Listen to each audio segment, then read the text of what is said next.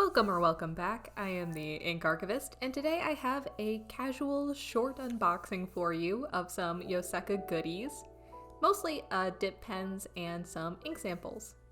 So I'm extremely excited for these dip pens, especially both of them kind of have a way of protecting their fragile nibs, and that's great for someone like me who has a cat who likes to throw things off my desk. And I also want to go to pen shows and not worry about damaging or dropping them.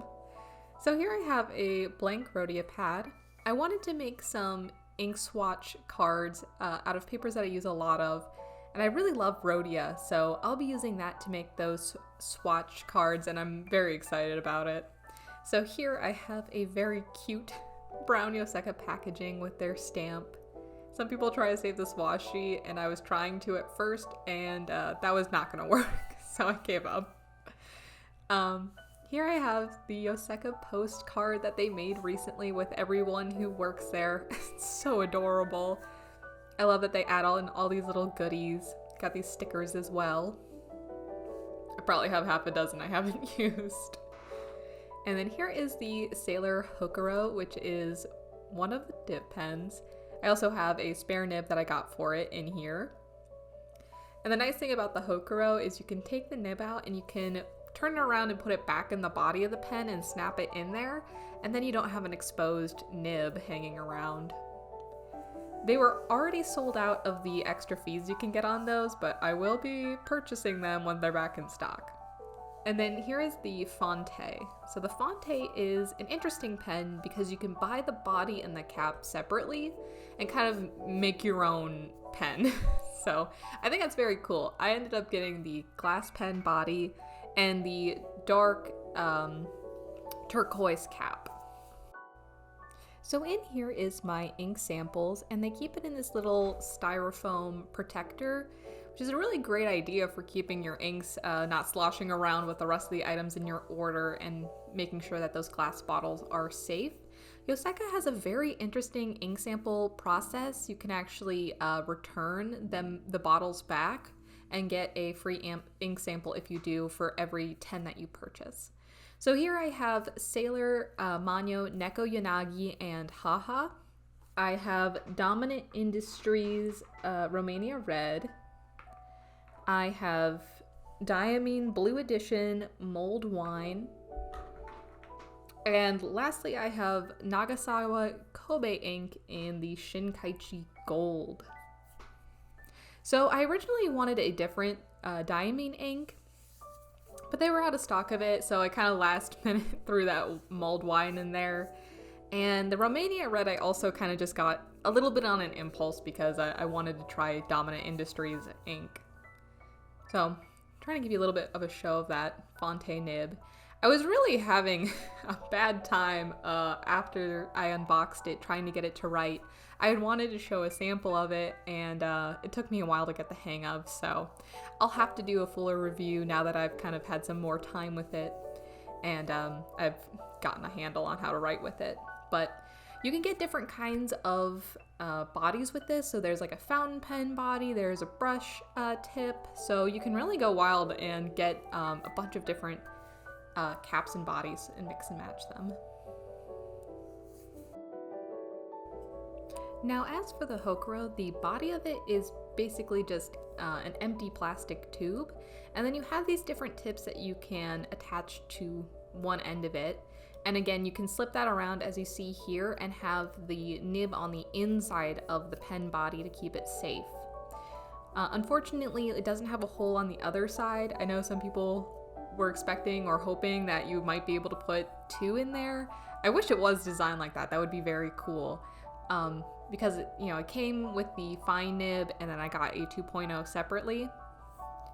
And also with this, you can buy additional feeds to put in them. So the 2.0 and the other larger nibs, the 1.0 and the Fude, already come with feeds installed in them, but the smaller ones don't. And like I said, they were sold out because I think people were in a rush for them, but now that I have it, I really want that feed for that fine because you can write for a surprisingly long time with it on a single dip if you have that feed.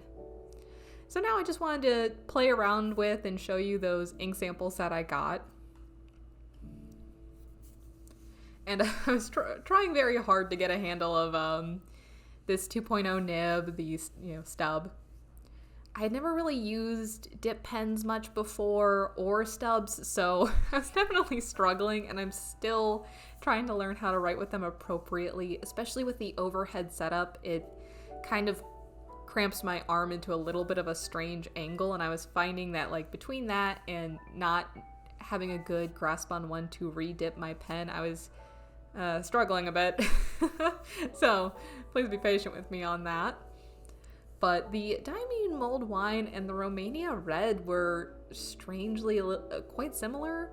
The Romania Red had more punch to it. It was honestly a gorgeous color. I was totally shocked by how lovely it was, because again, I hadn't looked into it at all, really. So Sailor Neko Yanagi and Sailor Haha are some of the best-selling inks, as far as I understand it, at least at Goulet Pens. And I understand why. So both of these shade into different colors. So there's, a lot of complexity going on with them. They're very cool. I can definitely see why people want to play around with these and swab them on different papers to see how they react. I don't think that I would be purchasing a full bottle of them because they don't really appear very well on fine nibs because they are such light colors. And that's primarily what I use, so I think it's just fun to have a little sample to mess around with, but I think that's kind of where it ends for me. The Shinkaichi Gold, though, oh my goodness. What a beautiful color. I have a bit of an attraction to yellow, gold, kind of green colors. Kind of gross greens. I don't really know why, so I really enjoyed that color, and it has such gorgeous shading on it. So I went in with that 2.0 for the titles, and then I'm going back in now that I've swapped out the nib to the fine one to put in the quick brown fox jumps over the lazy dog, the classic phrase, under every heading to give you a sense of that smaller writing. As you can see, Neko Yanagi and Haha really kind of disappear. And the other thing I would like to say about these Sailor Manyo inks that I think people should be aware of is some of them smell pretty strong. So I think that's specific to the Manyo line of Sailor inks. I'm not positive, but if that's something that might concern you because you have a sensitivity, you think that might give you a headache or something, I definitely recommend getting a sample of any bottle that you would get just to make sure that that doesn't affect you. So I really am a fan of all of these. I think they're very cool, and I'm showing you kind of a closer view of all of them. But let me know what you think of these. I'd love to hear your opinions. Do you have a bottle of Neko Yanagi and Haha and love them?